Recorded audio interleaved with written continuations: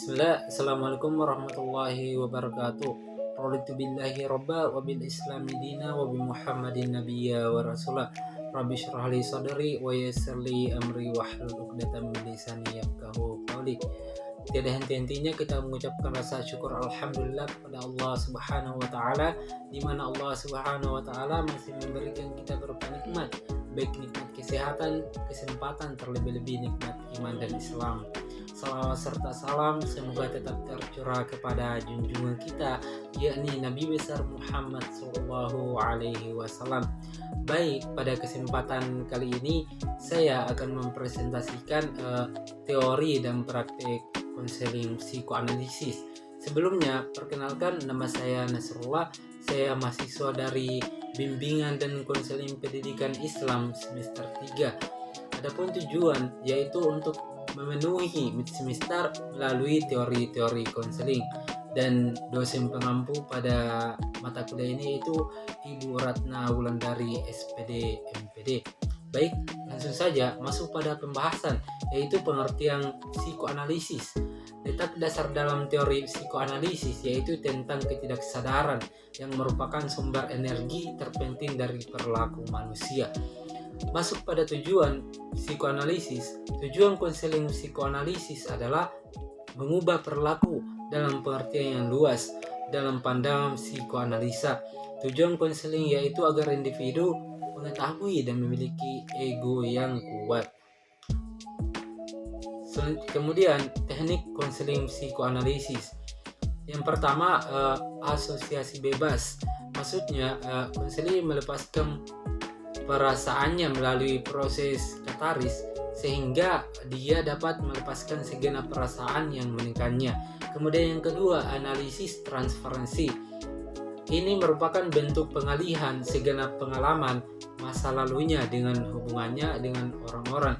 Kemudian yang ketiga, analisis resistensi. Teknik ini merupakan sikap dan tindakan konseli untuk menolak keberlangsungan terapi atau mengungkapkan hal-hal yang menimbulkan kecemasan.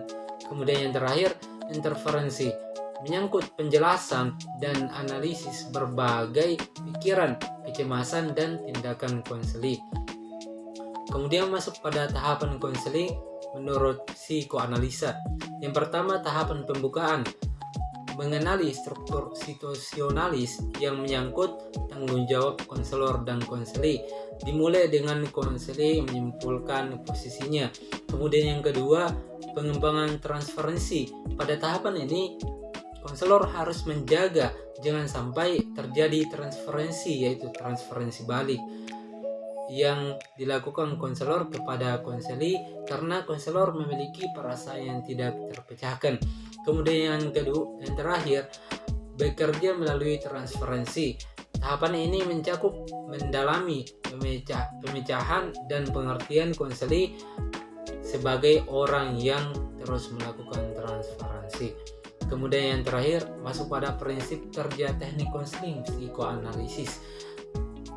Yang pertama, menelusuri riwayat masa lampau konseli dan memberikan sebuah sarana konseli memproyeksikan masalahnya.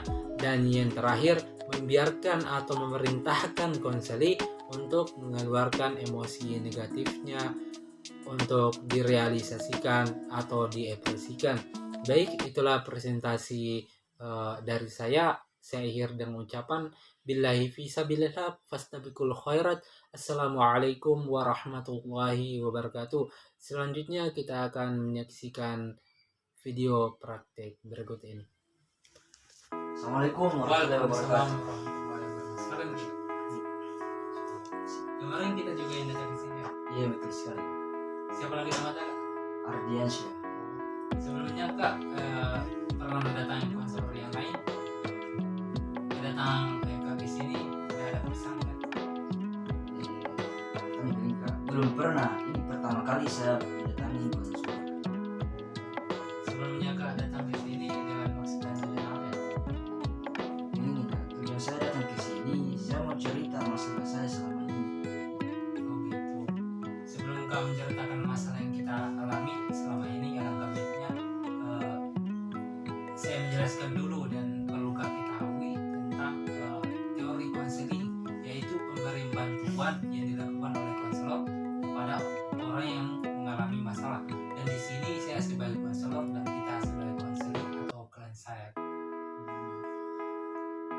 Tapi saya merasa kurang percaya diri untuk bercerita Kak, karena saya merasa takut dan cemas nanti kalau ada yang tahu saya itu dibully Kak. Begini Kak, tidak usah terlalu tegang, santai saja.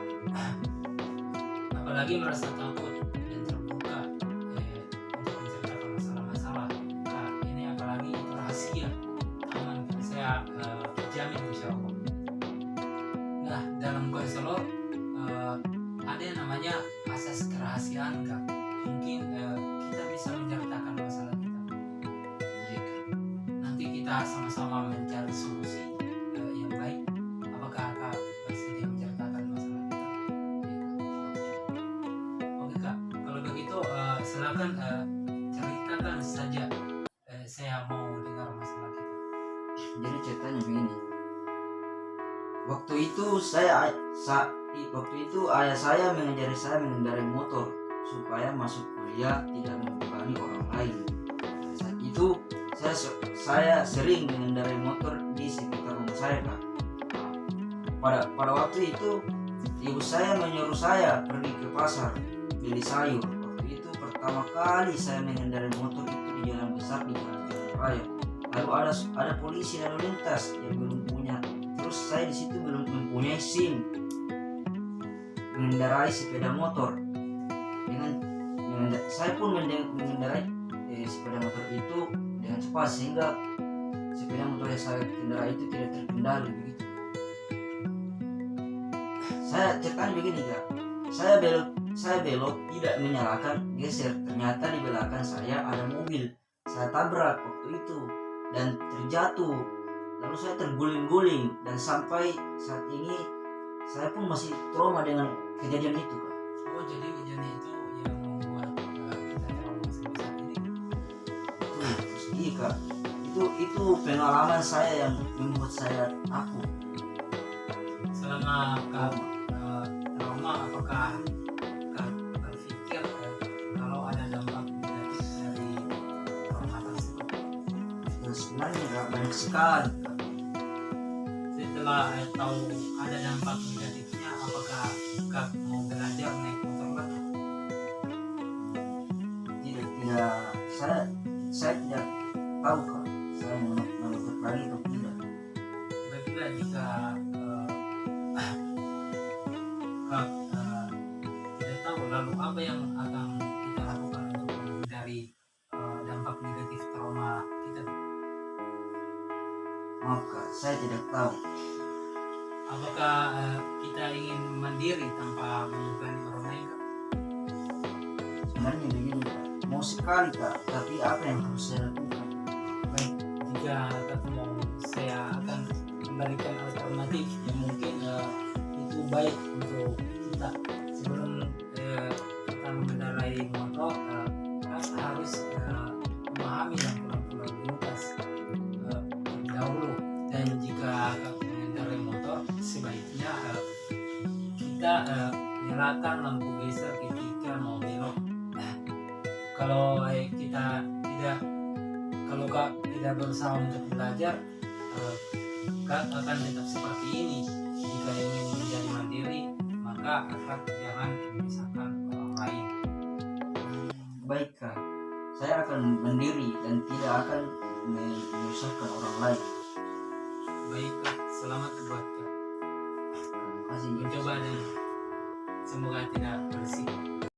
Baik, itulah praktek dari konseling psikoanalisis yang dimana saya mengambil teknik konseling psikoanalisa yang interferensi, yaitu menyangkut penjelasan dan analisis berbagai pikiran, kecemasan, dan tindakan konseling.